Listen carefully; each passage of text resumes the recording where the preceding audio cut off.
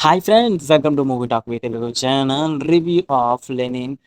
అఖిల్ నటించిన ఈ మూవీ చూసిన తర్వాత నాకేమనిపించింది అంటే, సినిమా అయితే నాకైతే నచ్చింది. 'అయ్యగారే నంబర్ వన్' టాలీవుడ్‌లోనే మళ్ళీ ఆఫ్టర్ లాంగ్ టైమ్ మళ్ళీ ఒక మంచి కమ్‌బ్యాక్ తోటి అఖిల్‌కి ఈ సినిమా అయితే సూట్ అయిందని నేను చెప్తాను.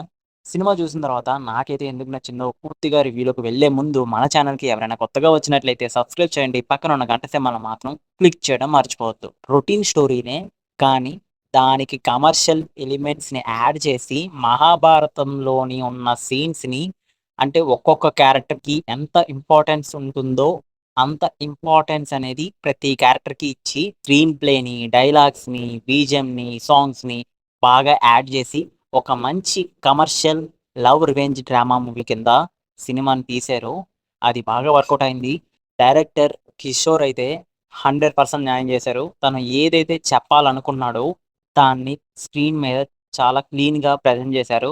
అది ఈ సినిమాకి పెద్ద ప్లస్ పాయింట్ అయితే, మరొక మెయిన్ పిల్లర్ ఈ సినిమాకి ఎస్ఎస్ తమన్ ఇచ్చిన బ్యాక్‌గ్రౌండ్ స్కోర్ అయితే గూస్ బంప్స్ వస్తాయి థియేటర్‌లోని. అండ్ లాస్ట్ ఫైట్‌కి, క్లైమాక్స్ ఫైట్‌కి, ఇంటర్వెల్‌లోని వచ్చే ట్విస్ట్‌కి బీజీఎం అయితే ఇంకా పీక్ లెవెల్ అని చెప్తాను. అఖిల్ అయితే ఈ సినిమాలోని ప్రాణం పెట్టేసారని అనిపించింది. సో, అంత బాగా నటించారు. ఇంక స్టోరీ లైన్ విషయానికొస్తే చాలా సింపుల్ స్టోరీ లైన్. లెనిన్ అనే వ్యక్తి జైలు నుండి వచ్చిన తర్వాత తన సొంత ఊర్లోనే కొన్ని హత్యలు చేస్తాడు. ఎందుకు చేశాడు? అసల అఖిల్‌కున్న బ్యాక్‌గ్రౌండ్ స్టోరీ ఏంటి? అన్నదే స్టోరీ లైన్. చాలా సింపుల్.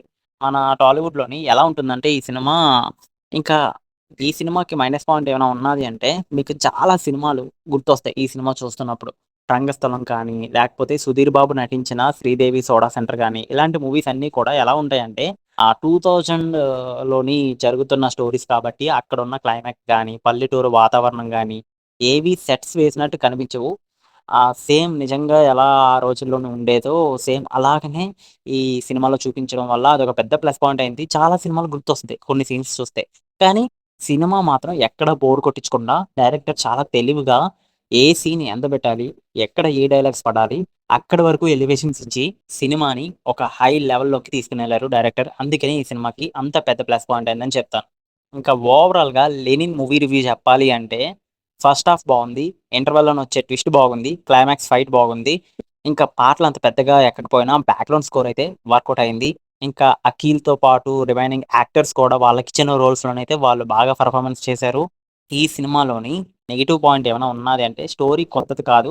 ఒక మంచి కమర్షియల్ ఎంటర్‌టైన్‌మెంట్ మూవీ చూడాలి అని అనుకుంటే 'లెనిన్' మూవీ మీకు తప్పకుండా నచ్చుతుంది. 'లెనిన్' మూవీకి నేను 5కి 3 ఇస్తున్నాను.